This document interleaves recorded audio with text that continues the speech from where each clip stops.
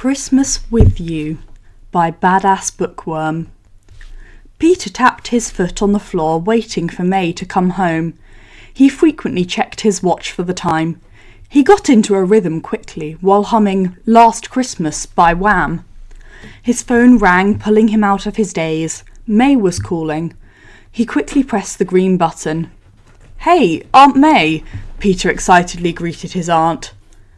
"Hi, sweetie," May responded, sounding a bit sad, but tried to cover it up.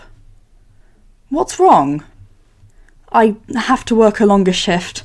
I won't come home until tomorrow morning," May blurted. "I can't come home for Christmas." "Oh," Peter deflated, glancing at the hat and scarf he got for her.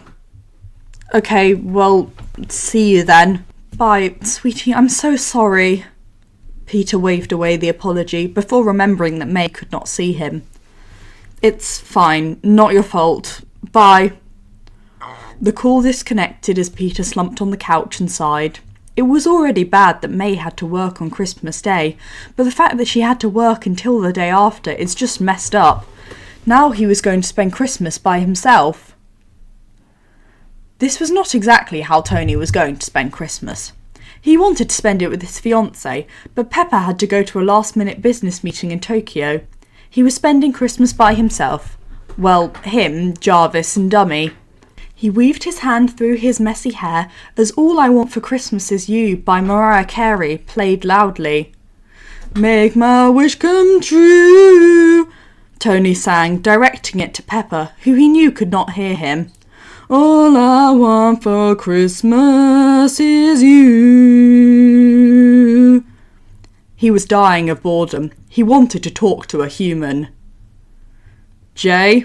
Tony called for his AI. "Yes, sir?" "Call." Tony wondered who to call. "Peter." "Calling Mini Boss." "He's probably spending the holidays with someone." "Hello?" Peter said when the call connected. Peter was watching Home Alone for the 100th time, but it was interrupted by his phone ringing. He fell twice before making it to the table that his phone was on, hoping May was calling. Instead, Tony was. Confused, Peter pressed the green button. "Hello?" "Hey, kid, Merry Christmas." Tony sounded sad, yet cheerful. "Merry Christmas, Mr. Stark." "What you doing?" Peter looked around at his empty apartment. He was going to first lie, saying he was with May, so Tony won't do anything embarrassing. But this is freaking Tony Stark. He was going to find out one way or another. "Kid? Hello?" Tony asked, breaking Peter from his daze.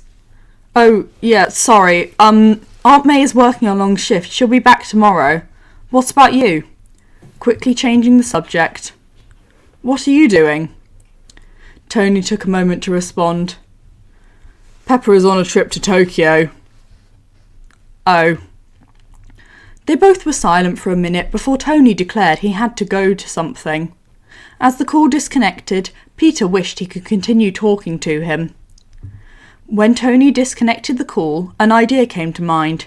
He grabbed his coat and went into one of his cars. He started to drive to Queens, more specifically, Peter's apartment. He ran up the stairs, too full of excitement to wait for the elevator.